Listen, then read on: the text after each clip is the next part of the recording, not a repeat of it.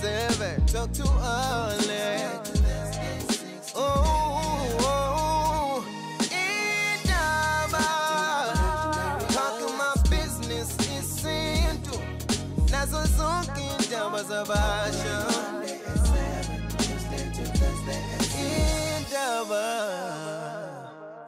Sesingena kuindaba yeSintu. I bring you this show njalo njengolwesithathu from 7 to 8. Last week sikhuluma khona indaba nje zeSintu sifundisana. We also take lama topic nje amaningi abantu abaningi besuke befisa ukuthi a debate and we clarify izinto eziba indida and you call to comment and ubuzeke nembuzo. Being Youth Day ke namhlanje June 16 kunezinto nje sibukele ukuthi zikude kanye nathi kanti zibhekene nawe ngqo. So kuzobaluleka nje on this show ukuthi izinto sithatha ngoma basics and break them down for you to understand. Yabona nje ukufundisa youth about umlando wakubo bangaka bayisukumelayo lonto including ithakazelo namasiko nemvelaphi. Nanendlela nje yokukhuluma kuyi family ne-family ngenxa yomlando thile kunamagama angashiwo. I learned nje ngisemncane ekutheni kweyami family igama elithi Kati asilisebenzisi because bekune nenkosi yaMthiyane igama layo beli uKati. So ke mawusukhuluma nami ke sengokutshela ukuthi ke iliphi igama esilisebenzisayo uyabona. So sekaningi uzwa nje abantu especially i-youth ikhala ngokuthi well kuyenzeka ukuthandana nomuntu ohlobene naye or sibongo sakini. In fact kuze kufike ku stage where kutholakala even ingane you did not know or even though wazi ukuchallengeile wakubiza ukuthi no abarelated nami lo muntu uqhelele kakhulu. Kwesinye isikhathi uthola ukuthi abanye beze bethi no sibongo fanana ngisho ngalala naye ayinto engeke yenzeka and then abanye bethi no we will do it vele kuthiwa kulungiswa ngembuzi kusuke kushoke ama expert lawo esintu. So namhlanje ke sibheka ukuthi sithi sithini mayelana nobuhlobo kumuntu ohlobene nawe. Yes, I'm talking about having a relationship with a person or related naye. Or ngizosebenzisa leli gama ke lokuthi ngaba usibonga ufunana because abantu bayibesho kanjalo or even egcikeni itopic lebhekene ke ne-youth some even challenge ukuthi akukho relevant. So ngaba anonymous now call after sekuzwe ama guest ami engizobe ngiwa introduce and then ke we have ke Mlekeleli Mbanjwa o isazi sezeSintu sihlale siba naye. Khathini sekubingelela and welcome to Kakasi. Sohlaza angibingelele umhlaba wonke nasendaweni zonke la khamba kufinyele khona umsakazo omkhulu iGagas FM. Ngiphinde ngibingelele nakuza kwethu kwesokuphonza. Siyabonga kakhulu Mlekeleli Mbanjwa. Uza kwethu ke la khuluma naye omunye umelaphi weSintu uphinda be expect futhi umkhulu mlaba. Ximba siyakumukela nawe eGagasini siqala ukukhuluma nawe namhlanje siyakumukela. Sikhangane angibonga ithuba ngibingelele kuwena ngibingelela abalaleli bonke ngibingelele nakuza kwethu enganye naye. Nakho konke laba afikelela khona umsakazo ngiyabingelela. Siyabonga kakhulu asiqale nje kona Mlekeleli. Ngiyafisa ukuthi sikhe phansi because njengoba ngihlale ngisho kutheni lolu hlelo singakhohle ukuthi khona abantu vele abathanda izinto zeSintu abazothi no kulesigodi sakithi akwenziwa kanje kwenziwa kanje but ngiyafisa i-youth namhlanje because ithuba lawo enye ama topic abayisuggestile ekutheni well ake sithi kuyikhuluma ukubaluleka kwengane ukuthi yazi umlando wakubo namasiko nemvelaphi kube ukuthi no today into engasabalekile leyo. Kubaluleke ngani? Sohlaza uthinta indaba enkulu. Kubalekile kakhulu Sohlaza ukwazi umlando wakini wena njenganomuntu omusha. Ngoba uma wazi umlando wakini wazi impande zakho ukuthi impande zakho zikuphi. Uzokhumbula Sohlaza ukuthi isihlahla kuze sikwazi ukuthi sime sisekelwa zimpande. Yes. Ubona Sohlaza enkathini yanamuhla intsha yakithi njenganamagaya okanye njenganelihlahla ngizobeka kanjalo ukuze abantu bakwazi ukuyiqonda. Ubona kukhona izinto eziningi Sohlaza eziwumhlanhlatha esizenzayo ingoba sikhohliwe zimpande zethu sikhohliwe izinto ezisisekele thina njenganabantu. Kubalekile ukuthi wazi ukuthi usuka kuphi ngoba uma kuukuthi awunalo ulwazi lokuthi usuka kuphi ungawazi umlando wakini uyogcina uhlangana nodadewenu Sohlaza wembathe naye. Okay. So izokwenza kanjani ke lento Mlekeleli?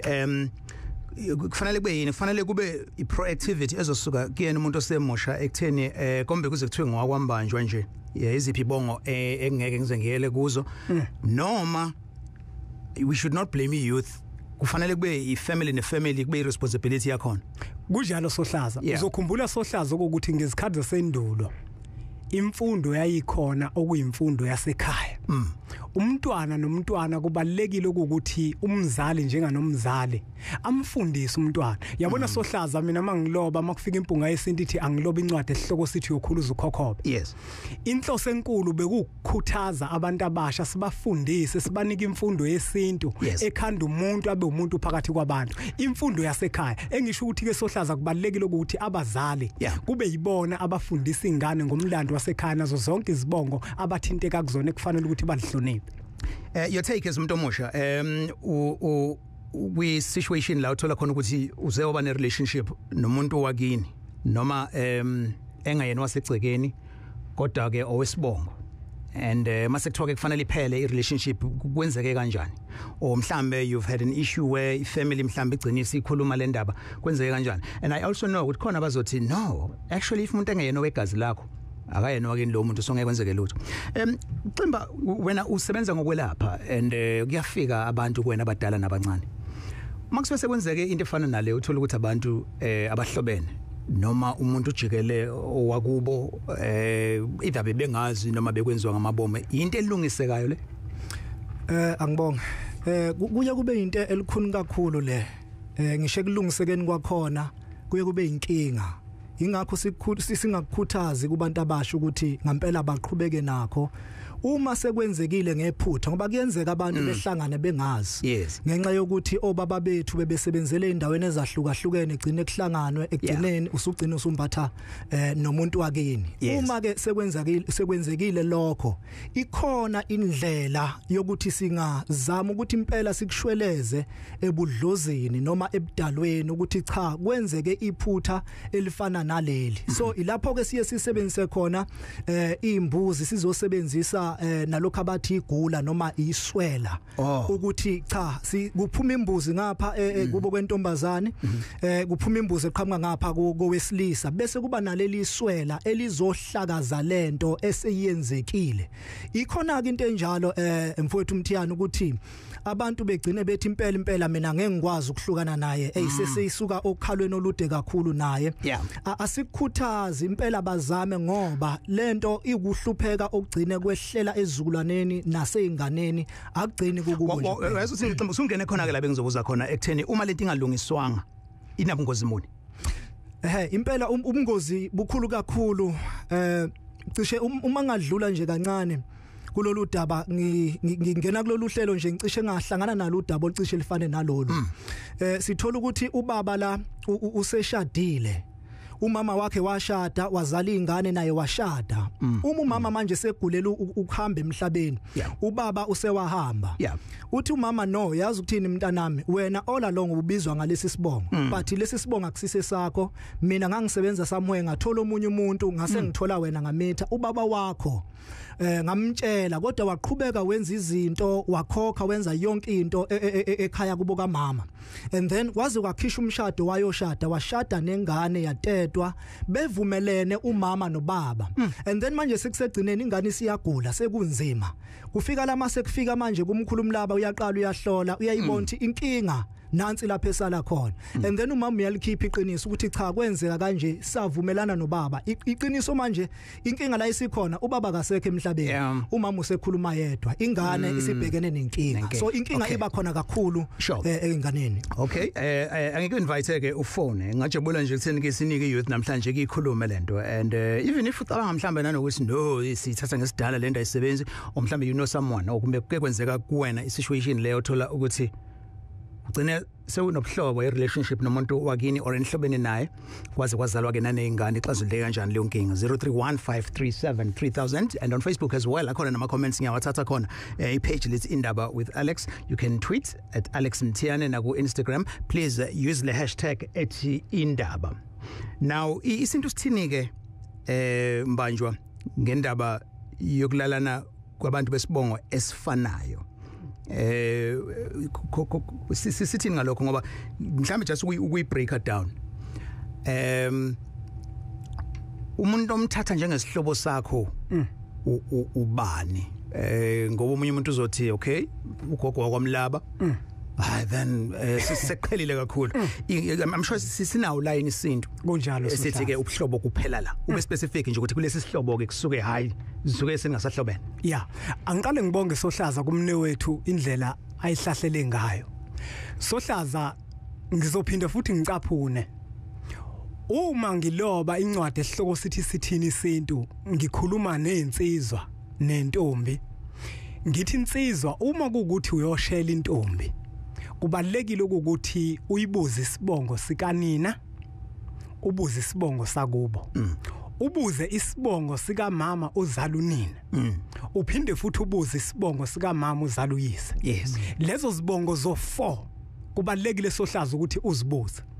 Ngoba Sohlaza omunye umuntu vela athi uma ngizoqhubeka ngiyele sizogcina sonke vele kubonakala ukuthi angathi khona ubuhlobo obukhona. Kodwa lezo zibongo zo4 kubalekile Sohlaza ukuthi uzibuze ngoba izona zibongo ezisuke zikuthinta ngempela. Isibongo sika mama ozala ubaba wakho kubalekile ukuthi leso sibongo uhloniphe. Isibongo sika mama ozala umama wakho kubalekile ukuthi uhloniphe leso sibongo. Ngiyezwa ke Sohlaza kugogo kagogo isibongo esikude izibongo ezifana nalezo kuyakwazi ukuthi mawuwele ngakhona bese kukwaze ukuthi kushwelezeke. Kodwa isibongo awukwazi ukuthi wena ungaqonywa la kuzalwa khona umama wakho. Awukwazi ukuthi ungaqonywa esibongweni sika mama wakho. Into efana naleyo ayenzeki. Okay. All right, ukindaba kakasini my guest namhlanje Mkhulu umlaba expert yeSintu and ngomlaphi as well bese kuzoba ke i-author and expert yeSintu Mlekeleli wakwaMbanjwa. Sikhuluma ngendaba le yobuhlobo kuma relationships ubungozi bakhona nanokuthi yenzeka kanjani. Sizongena ke nakuyena leyo ukuthi mangabonakala usuku usuwenzekile kuzokwenzeka kanjani.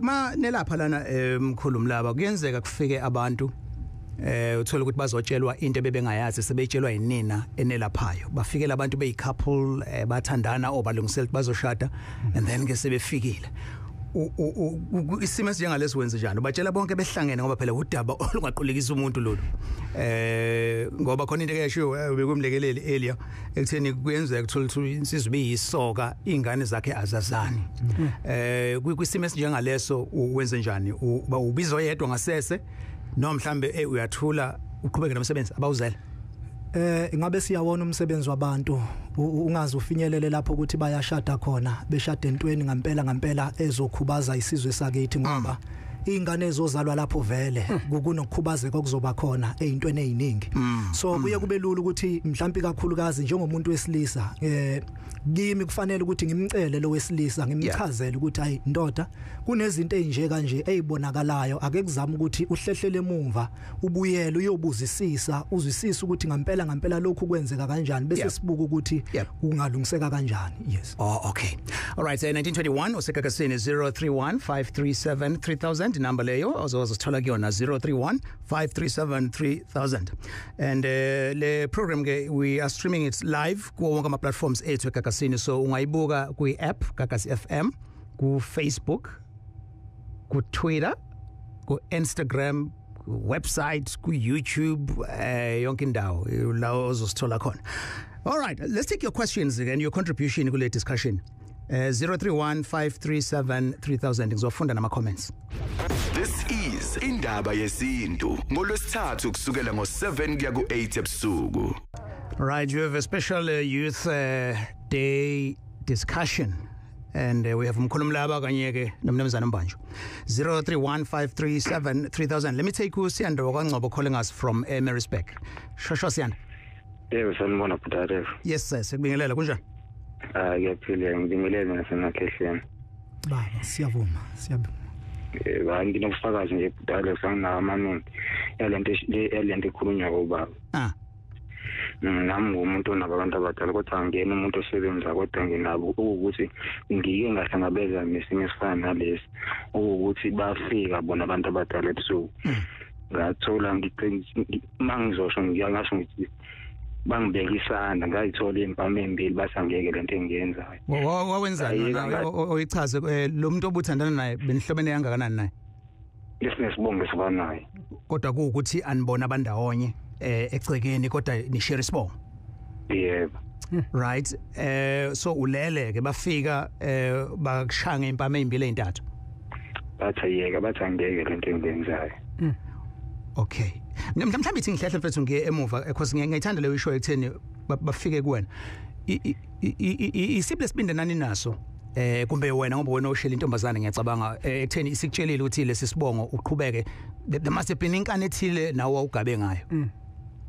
Ngasho ngithi sathana nje. Yeah. Anginkamba mama. Yeah. So ugangu. Yes. And umusu discover ukuthi ke sekuthiwa yeka but ama feelings abesekhona. Ngiyacabanga ukuthi akubanga iprocess yabalula leyo ekutheni ke umtshele namhlanje kube sekuphelile. Sasifuna ukwenza lokho kodwa kwangenzeki kwangavumi. Okay. All right. Nabo ufakaze Ximba ungaphawula la? Yeah, angibonge kakhulu mfowethu. Cishe odabeni olunjengalolu siyabonga ukuthi lensizwa igcine ibe nakho lokho. Ikakhulukazi asincome idlozi la kubo noma idlozi leli elimkhanyisela ukuthi no iyeke lento ngoba imphumelo yakhona impela ayimihle kunalokho igcina sikubukisa ngezwe igcina sikubuka wena ukuthi wawenza kanjani into enjengale. So siyalibonga kakhulu mfowethu idlozi lakho nawe lilalele ngalendlela lelakuchazela ngayo ungabusasuka kulendlela okuyona. Cishe kafushana okunye esingaphinde sikuveze ngaphandle kokuthi umuntu useze wazala ingane. Uma lento isize yangenwa abantu abadala bathetha ngayo wokwazi ukuthi ngishabalele bayathetha ngayo sekufanele ukuthi noma kuthiwa ususukile kuyona kodwa kube khona indlela yokuyisusa lensila ngoba isengaba ukhondolo ngoba isize yathinta abantu abadala kunjalo. Okay, all right. It's 1926 Indaba eGagasini sikhuluma ngendaba yezihlobo, right? And then let me read my comments akhona la. And uThebisa Sole uthi ibongo lezi kwakuvele kwamagama abantu. So umphakathi okwenze kwabukeka sengathi kuyinto ukuthandana kwesibongo fanana uthi uthisha wakhe wamtshela leyo nto leyo ekutheni kwamagama abantu ibongo. Sohlaza ngicela ukuthi ngimfakazele ngiyafisa futhi ukuthi ngijobele kancane lapha enkulumeni kaXimba. Uyabona Sohlaza lento eyenzeke kulomne wethu kubalekile ukuthi abantu Sohlaza bazi ukuthi nakubizibongo kokwamagama abantu. Kodwa indoda ekwakuthiwa uXimba yayikade yinye yabisizala ingane. Iyona lento Sohlaza yenza ukuthi umuntu wakaXimba angathandani nomuntu wakaXimba ngisho kuthiwa wale enquthu. Uma kukhona umsebenzi kubo akakaza afike kodwa ngesizathu sokuthi sisuke endodeni eyodwa kubalekile ukuthi sihloniphane. Uqinisile methi kwamagama abantu kodwa lokho akusho ukuthi ukuthandana kwezihlobo kufanele kuthandwane cha. All right. Isike ngifuna nama comments.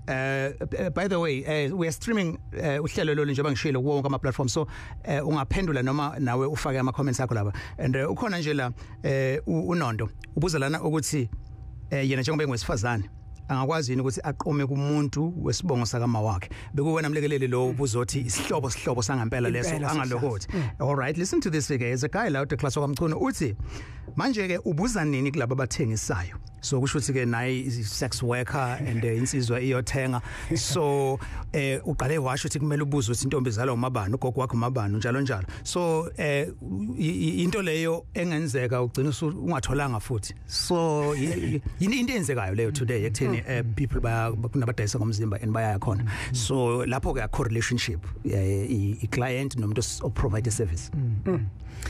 Hey cishe lolo daba lothanda kuba likhulu kakhulu kodwa esingakuveza la laba basuke belapha basuke beyiqhubela ibusiness labo. Wena njengomuntu usuya lapha usukuyela nawe ngendlela yakho akukho la okusuke kuthinta khona isintu noma okuthinta khona umlando ukuthi njoba usuthenga umuntu kanje kuzoba yini kanjani wena usukuzenzela leyo nto yangaleso sikhathi futhi uhlukana kubo okubaleke kakhulu nengicabanga ukuthi uma uyothenga lapha wenza sure ukuthi ijazi lomkhwenyana lisuke likhona kuze singabi nayo imphumela yezingane ezoqhamuka ngaleyo ndlela. Kanti futhi Ximba asingasabi mne wethu ukusho nje sibavezela abakwenzayo lokho ukuthi kuyinto vele engahlambulukile Sohlaza into nje engcolile kakhulu. So nakhona lapho ke uma umuntu eqhubeka ekwenza unga advise ukuthi nakhona ubuze azame futhi Sohlaza ukuthi into enjalo nje ahoxe kuyona nayo sisi abuze as well. All right. Ngithatha uMankosi eMbombolo. Sawubona Mankosi. Yebo sawubona kanjani? Siyaphila siyakumukela Gagasini. Yebo ngiyabonga kakasini baba ngibingelela laba bakhona. Yebo siyabonga. Inkinga yami ebengifuna ukuyidlulisa baba ukufakazela obaba lapho. Ngike nganomntwana nami oke wanaleyo nkinga yokuthi athi ezalwa ugogo wakhe kumacele. Azithandana nentombazane yakacele. Bazala ingane. Ingane yokuqala bayizalayo yaba isidalwa. Baphinda futhi bazala isibili. Eyesibili yangakhuluma noma isiqedwe unyaka izange zikhuluma. Kanti mina ngangikhulumile ngathi akufanelanga ngize ukuthi nomntwana ugogo wena yena owakacela akufanelanga ukuthi ngithande. Kwangena uyise wengane yami wathi uyise hayi iyenziwa leyo nto kuzothenga imbuzi ngigeze. Engisho ukuthi ke kwakobaba bethu sibaganyile banaso isandla kulezi. Ngiyayala ukuthi impela lento ibhlungu kabi nanamhlanje sangiphethe ngokubona ngoba ingane zomntana nami ziyidala kunomhlanje. All right, so lo msebenzi wethu baba uzokwenziwa wenziwa yena abazange wagcina ikhulumile ethi mfana wami ufuneke nje avela athenga imbuzi ngoba usibani bani bayithenga bona bayigeza isibongo bashada. Yathi mina kodwa lo wami akufanelanga ukuthi ayenze leyo nto. Sure. Wadlula kumina ubaba ingane bayidala.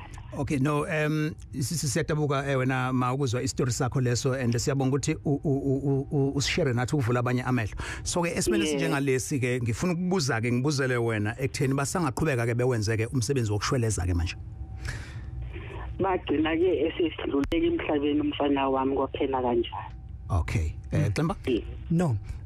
Ake sibuyele la malithi iBhayibheli osone esazi akanakho ukuthethelelwa. Ngengathi ekuqaleni uma lento ngisho bekuthiwa ngikabi na ingane kodwa masuke kwathetha umzali noma wakhuluma ngayo yamphatha kabi impela ebudalweni noma kubantu abalele bala ekhaya bayibuka njengomkhuba bayibuka njengamanyala bazoyikhipha vele imbewu enjalo.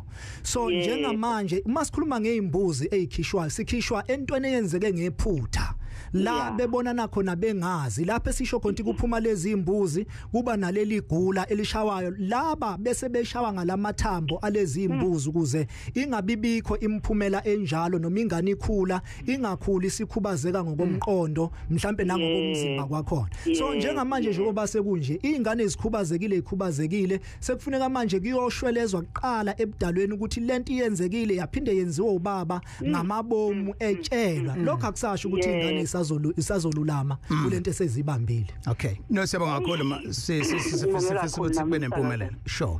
1932 you just joined us now. Sikhuluma ngendaba yokuthi i-youth inokusha izinto nje ibona abantu bepost ma status yokuyenza be light indaba yokuthi uthandana nomzala wakho or umuntu wesibongo esifanayo. Isintu sithini ngaleyo nto andiyenzeka kanjani?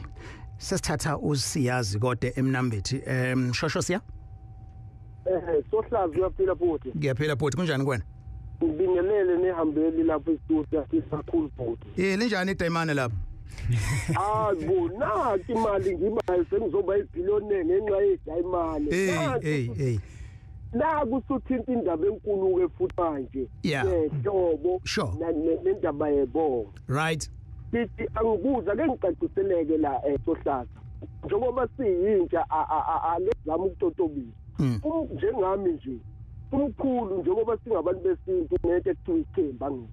Yes. Umkhulu ke mayinamakhosikasi amathathu njengokuthi njengami nje umkhulu wayeganwe amavimbela uMangweni noma Hadeni.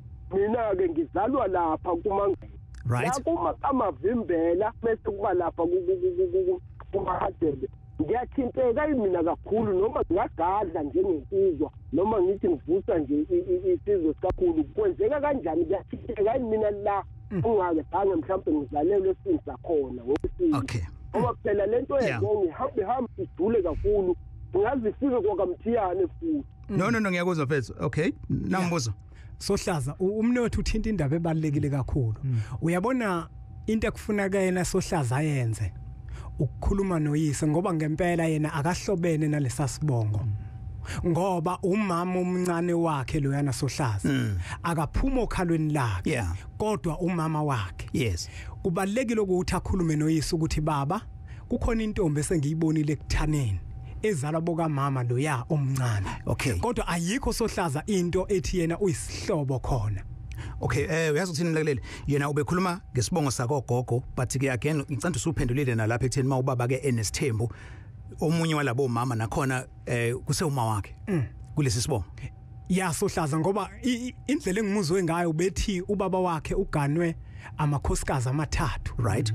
Ukamavimbela, yes. uMabhungane, kodwa manje yena usefisa ukuthatha kulesa sibongo salowa mama. So isintu sithini sithi kungafuneka ukuthi athole imvume ekhaya. Sohlaza kuyinhlonipho nje kubalekile ukuthi ngoba phela uyise uganwe koBhungane. Kubalekile ukuthi akukhulume noyise lokuthi khona intombi nase ibonile lapha koBhungane. Uyaphenduleka bhuti? Uphenduleke kahle kakhulu impela ukuthi kahle ngingathatha lapha awuhlobile. Kunjalo. Okay. All right. Kodwa wabikwe edlozini ekhaya lo makoti kababa ukuthi hayi sezihlobo nayo ikanjani lento ngoba ikuyingithi ukuthi ngoba wabikwe emsamo nalo wami usezofika abikwe futhi ukuhlobo kanjani ke mase kanje. Ingakho sisho namnewethu ukuthi ngoba ugane uyihlo usebikiwe phakathi kwalamagceke, wena kufanele ukuthi ukwenze, kufanele ukuthi ukhombise ubaba wakhe inhlonipho, umtshele ngoba ngempela asikho wena isihlobo ukuthi ngoba awulona igazi lakhe lo wesifazane, kodwa uyihlobo naye ngoba ugane uyise, ugane le ekhaya. Kufanele wena ukhothame kubaba wakho umazise, akunikeze imvume ngoba masingayibamba kanjalo kushuthi abantu ngeke bagane. Ngizwa kahle. Ngizoya ku anonymous emadlangeni, but before ngiyekhona la umlaleli ucelile ukuthi ngigodle igama lakhe. Ukhona umuntu engizwana naye osebenzisa isibongo esodwa nesami. Ngizamile ukuhlukana naye ngaze ngayohlola kubantu abathathu. Bafike bangitshela ukuthi sidalelwene futhi ngeke sikwazi ukuhlukana. Bathathu abantu ababoniswayo abasho into eyodwa. Angisaqondi kumele ngenze kanjani. Abake baye kumlaba. Hey udaboni nje cishe nasemini besikhuluma lona udaba lokuhlola. Angazi lento isuke bese isijulisa kakhulu indabeni yokuhlola. Bafowethu imizi yabantu eminingi ifile ngendaba yokuhlola. Akwazi ukuthi idlozi lakini ngampela lingakuthatha liyokufaka entweni engamanyala njoba likade sikubeka akukuhle asikuphasisi entsheni yethu ukuthi uthathe umuntu wesibongo sakini. Imphumelo yakhona ayimihle. Mhlambe kuyafuneka ukuthi nathi njengabalaphi bendabuko noma njengabantu abahlolayo sibukisisa izinto futhi sikhuluma okuyikhona ngampela esikutshelwa umoya ingcwele. Singalahlisi isizwe ngoba silahlisa isizwe masizokhomba into enjengalezo ukuthi umuntu udalelwene.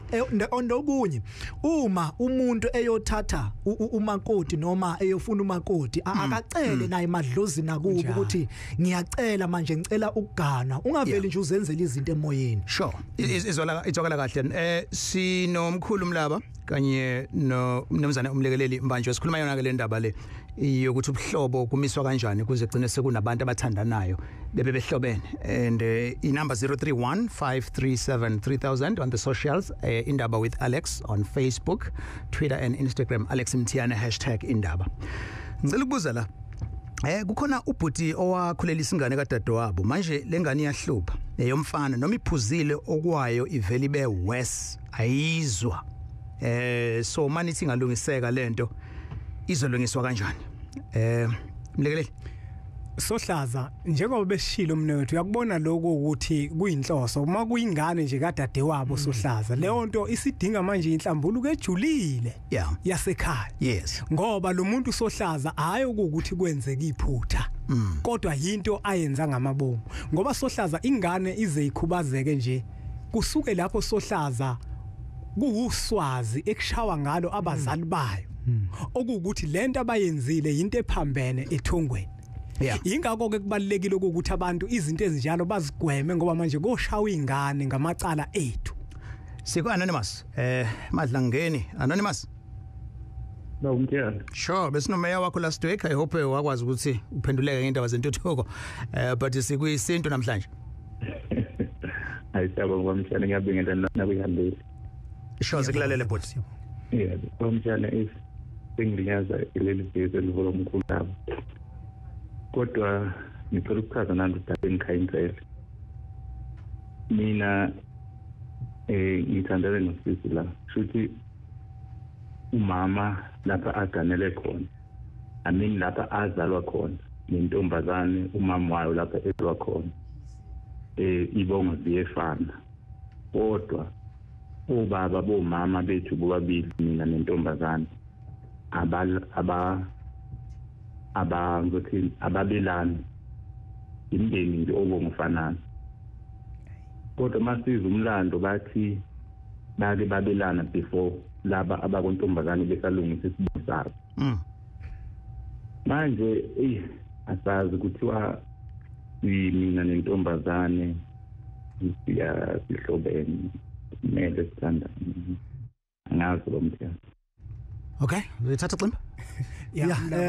Okay mlapha. Iqinisa impela bahlobene. Uke wayiveza umne wethu la wathi ngisho ngabe kuthiwa izibongo zingamagama abantu kodwa zisuka emthonjeni owodwa. So njengoba echaza nje ukuthi ihlukana kanjani ababelani kodwa labasuka khona basuka endodeni eyodwa so ubuhlobo obukhona.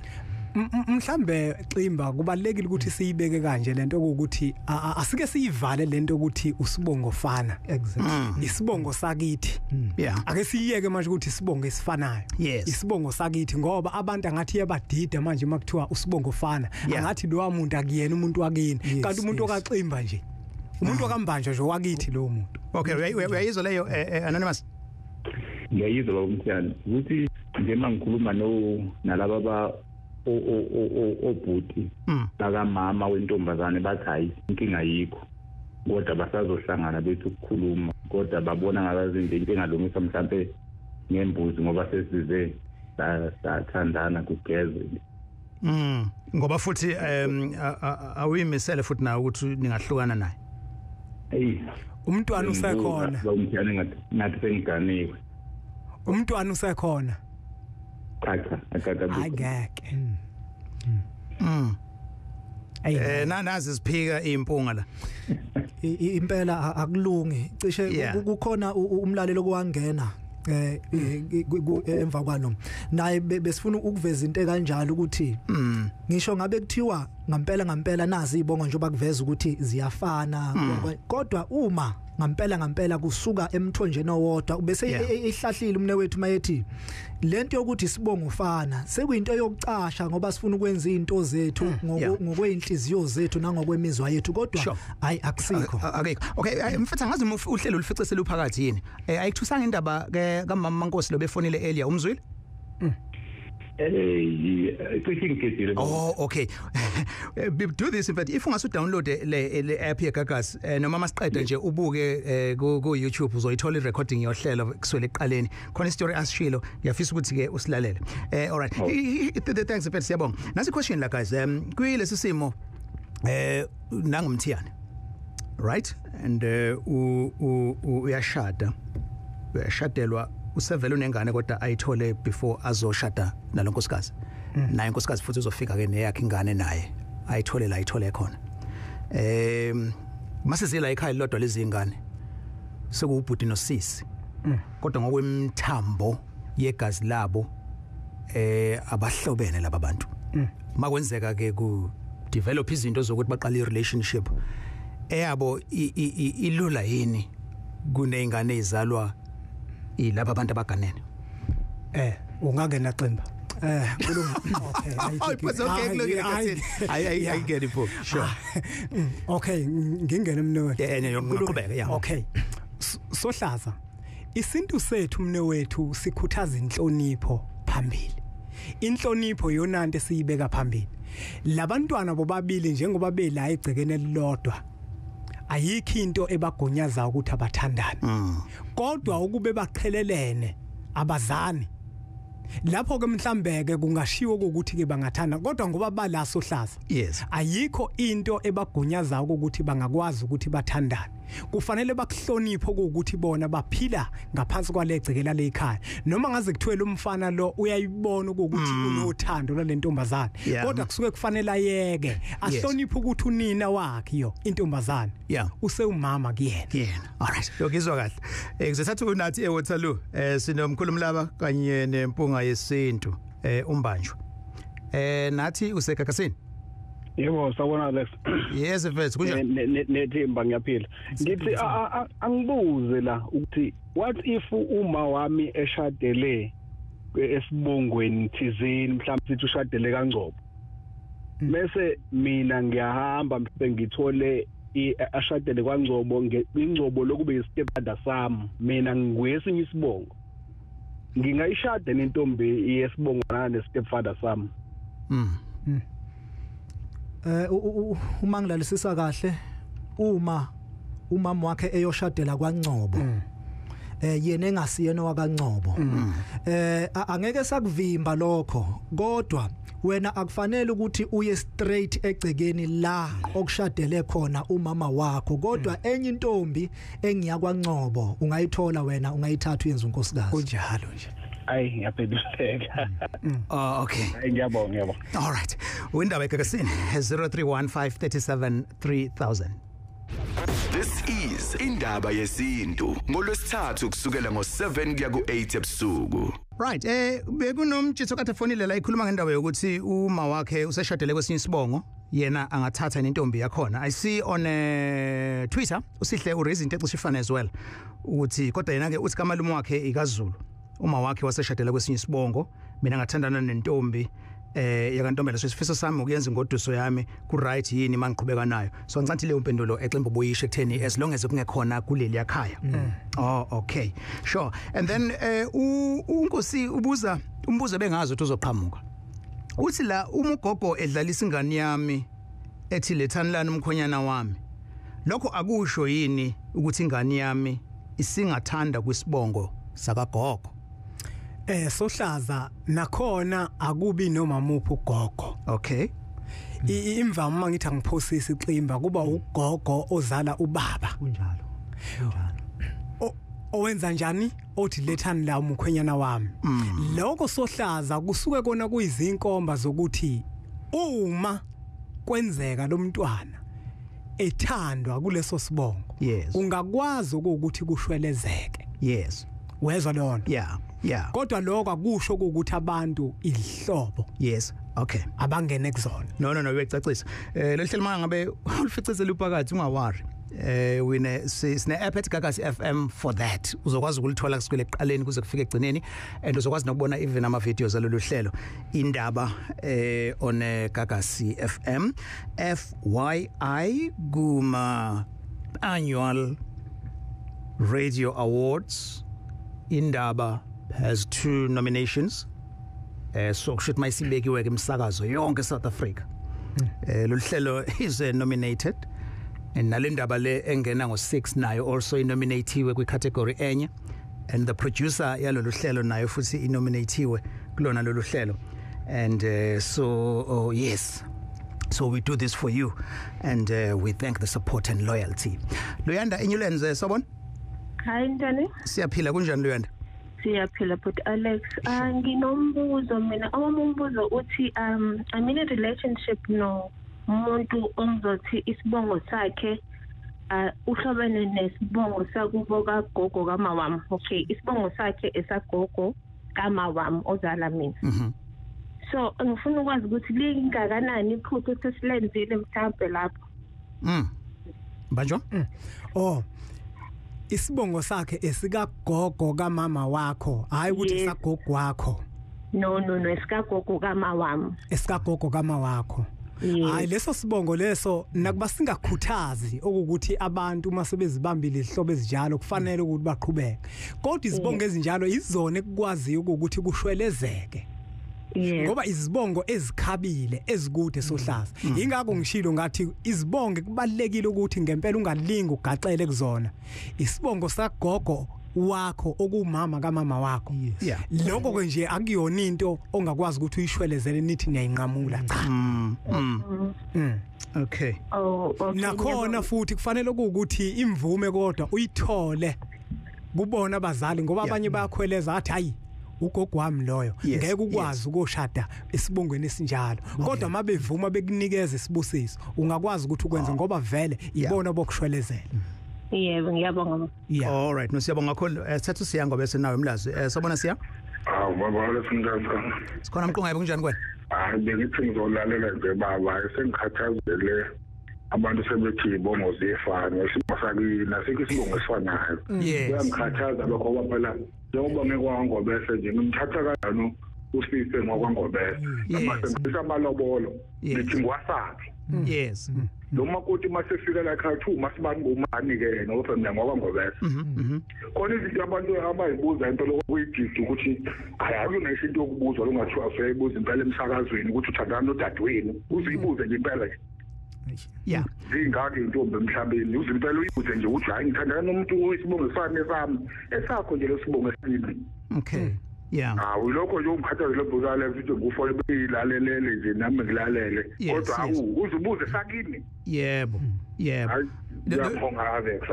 Siyabonga kakhulu Mqungebe. Okay, bafethu asilikhulume nje iqiniso ekutheni ukuganga into ekhona and ingakho kulolu hlelo kube ukuthi ungafihla ngishona negama lakho. Kuyinto nje esivamile ukuthi kube khona umuntu ozonokubeza ngokocansi ingane khona la egcekeni kumbe ezihlobo. Okuningi kwalezi zinto siyenzeka okuningi kwakho asikuzwa ngoba umndeni nomndeni uyawafihla amahlazo awo uyabona nayo ke indaba lesuka so esimene sinjengaleso ngiyazi ukuthi ungahamba uyofaka icala emaphoyiseni but uyuzwe kuthiwa umndeni uhlanganile nawo yadingidwa leyo nto esintwini esingasho ukuthi ku replace ukuthi umuntu aye police station esintwini ithini inhlawulo yomuntu esuke senzela umanyala ekhaya. Asibonge sohlazo ake siqale kanje isuka emqondweni ukuze ifike lapho ukuthi ube nomuzwa noma nemizwa yomuntu osegcekeni isuka emqondweni uqala nje kwakho ukuthi umuntu ofike nomama wakhe ezogana la ekhaya ukuthi wena ungamboni njengodade wenu ukukhubazeka komqondo umuntu ngampela wesintu kulungileke uma sekwenzekile mhlambe ake sithi ingane itholakale ngokuthi irayishwe umuntu okhona la egcekeni siyakwazi ukuthi lokho sikushweleze kakhulu edalweni ngoba kube yiphutha kodwa kokwenzile kuyicala ngisho ehamba emhlabeni kuyobanzima ukuthi angene emndenini wabakubo ngesenzo asenzile emndenini akwenziwa. Okay, so umndeni ungamhlawulisa indlelani kwenziwe njani? Sohlaza esimene sifana naleso isigwebo somuntu kuke kushiyane sohlaza ngalowo mndeni okukuthi wona njengoba vele enecala phakathi kwekhaya bazomgweba kanjani kodwa njenge umnewethu ebalulo ukuthi ngale kwelamathongo icala lakhe lohlezi likhona noma ngaze kuthiwe bekumuntu mhlawumbe beshisa impepho phakathi kwekhaya isuka ingasamfanele ukuthi angayenza into enjalo. Okay, all right, no yezwakala 031 537 3000 and then umntaka Mkhulu la uthi iningi lethu lilawulwa inkanuko yenyama and kuthina samajitha isibongo somuntu wesifazane yinto esingayixaki ngayo ngoba sisaba ukuphunyukwa yiqatha emlonyeni kusho ke umntaka Mkhulu. Right, and then usandilela uthi bengicela uPaula kulobethi ubaba uganwe isithembu ngicabanga ukuthi insizwa akumele ishele egcekeni lapho kuzalwa khona umamncane kodwa ingaganwa kwesinye isibongo esifana nalesi sikamamncane. All right, and umbuzo ke uthi ungaganwa yini kwisibongo esibiza isithakazelo sesakho? Ngeke kusasuka kusasho yona leyo ukuthi indoda iyodwa kuze kube nezithakazelo ithakazelo iqhamuka la bekuvela khona ukuthi izibongo zingamagama abantu suka emntwini uNgcobo wazala ufuze njalo njalo. Yes. All right, and nayi question la umamncane wethu ufisa ukwenza umsebenzi wokubonga thina njengeingane zabafana sazalelwe ekhaya komalume sisonke manje ngicela ukwazi ukuthi yini okumele ayenze nedingekayo kulomcimbi. All right, let's do this wena Sibu khona ongasitshela ngakhona okwenza ubone lombuzo wakho urelate kule topic esifuna ukuyenza and I'm going to ask that you listen ngasekugcineni so that uzothola inamba otherwise ke masontweni amabili ezayo sibe ne open line makusuke iqala inyanga ekhona. Right, and then nje omunye la ugodide uthi ubuhlobo obunzima mina umama wakambhele ubaba wakandlela and ngiba namahloni if umuntu ebuza ukuthi ngizalwa kwabani because lezi ibongo inobuhlobo umbhele nondlela bahlobene impela impela ya akona ubuhlobo obukhona Yeah, so into ecishe ifane nalena njengoba umunye adebuza indaba yesithakazelo ukuthi kufana nokuthi umuntu wakini leyo. Sikhuluma ngani namhlanje? Sikhuluma ngendaba yokubaleka ukuthi youth yazi ukuthi uhlobo mawushela umuntu or manthandana ikuphi la ungase kungenziwa khona nanobungozi nje okungaba khona. So u0315373000 i-advice evela kuZimasa kubalekile ukuzazi njengomuntu omusha thina as a youth asifuni nokuzwa ngomlando wethu silawulwa inkanuko yenyama asihloniphi izibongo zethu right and then bese usandile ezothi liyabhubha la eThekwini abantu abayingena indaba yobuhlobo khona nje ibhungu uyasisho ke isibongo la inqashe khona lizalwa intombi yakwa uyasisho isibongo kodwa futhi lintombi yakuso leso sibongo nalo kumanje uvalele ingane ngalendlini yakhe abayeka inhlobo wala noma simkhuza hayi lutho sengiyasaba kwamina lesi sibongo ngoba ngikusho ukuthi abantu bakhona abaphila kanje sohlaza nanokuthi ke sohlaza izinto eziningi ezenziwa yintsha enkathini namuhla zamacala uthola ukuthi emuva into yakenzeka mlabe wezwa lona ngoba kukhona abantu abenza izinto ezamahlazo bazifihle bangahlambuluki kuzona ngenkathi umuntu enza leyo nto engahlambuluki entweni aphumela obala acela intethelelo lento ihamba ivuke ngoba manje kwelamathongo ufika athola icala umuntu. Okay, sure. All right, and then mase ngibuye ngizofisa sibheke futhi nanobungozi bokuthi ke lento ingabuyisa umkhokha kwisizukulwane esilandelayo uma ingaxazulwanga, right? This is Indaba YeSintu ngolwesithathu kusukela ngo7 kuya ku8 ebusuku. Yeah, ayangena nama comments siyawabona. Umthobisi nje la uthi ugogo kuthiwa uyabuyiswa meaning ngakhona ukuthatha umuntu onesibongo esifane nesikagogo. So iyo ke lenishilo ekutheni but omunye kwesinye isibongo not esingahlobene. All right, hey madoda ishubile le topic and ngiyabona ukuthi sisangaphinde siphinde futhi ngoba ibibhekene nayo iyouth ngo. Mlekeleli sesiphetha utholakala kanjani ke? Sohlaza impunga yesintu nalapha ku YouTube sikhona la sifaka khona imfanekiso eqoshiwe enohlonze efundisa abantu impunga yesintu TV abahambe baye ku subscribers khona nezincwadi esizilobayo cacisayo nje into eziningi ezithinta isintu. Impunga yesintu kuyatholakala kwinombolo 078 959 1894. Mlekeleli Mbanjwa impunga yesintu siyabonga khathini. Ximba baba Mkhulu umlaba. Yes. Siyabonga kakhulu. Umkhulu umlaba singamthola lapha ya ku Facebook ku page elibhala umkhulu umlaba umcinge lapha ku YouTube uthi Mkhulu umlaba. Siphinde sitholakale naseyinambeni eno WhatsApp ethi 063 702 102 6 angiphinde 063 702 102 6. Okay, no asibonge kakhulu bekumkhulu ke umlaba esibonge nawe khathini ukuthi umbambe ngesandla uXimba engena kwasebenzeka umne wethu uXimba ya sure sibonga kakhulu right indaba yesintu siyayibeka la and loluhlelo uzolithola nje ivideo yayo konke ama platforms eGagasi and then akuyona iApp imbala ngingo Alex Mthiyane. Indaba was produced by Mr. Mfundo Mabaso and this time ngihamba nenkonyana ivukane usiphelele nzuza. This has been Indaba eGagasini. Indaba special open line on Mondays at 7. Talk to Alex. Oh, Indaba talking my business isintu nazo zonke indaba zabasha.